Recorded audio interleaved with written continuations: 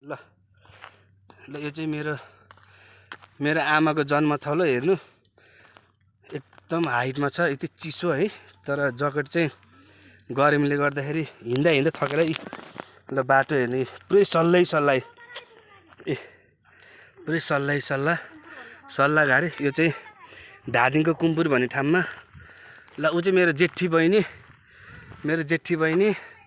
अनि मेरो कान्छी बहिनी अनि मेरो माइजू अनि that's it I am Raju Pariyar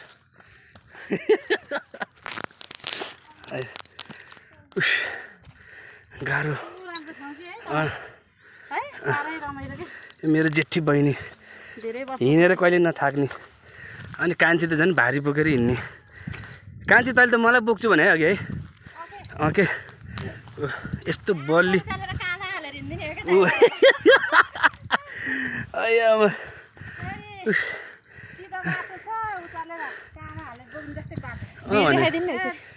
है माइजू हेर्नु कति राम्रो बाटो त अनि यो बाटो त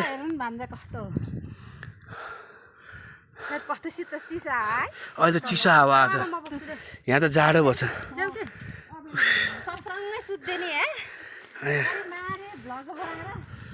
ओके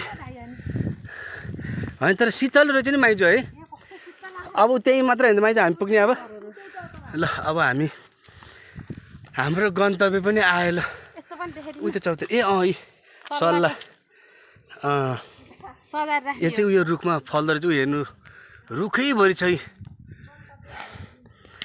आया ल अब हामी हाम्रो गन्तव्यमा आइपुग्न लाग्यौँ ल एकछिन म यताबाट आएको खिच त ल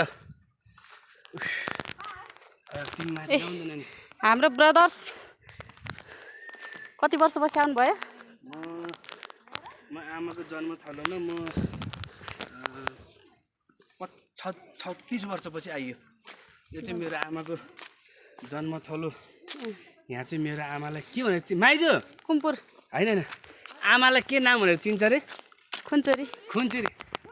खुन्चुरी। यहाँ चाहिँ अहिले आएर अहिलेसम्म मलाई थाहा थिएन आमाको नाम। अब हामीले त बच्चादेखि जुनुमाई भनेर चिन्ने कि यहाँ आएर चाहिँ कुन्चुरी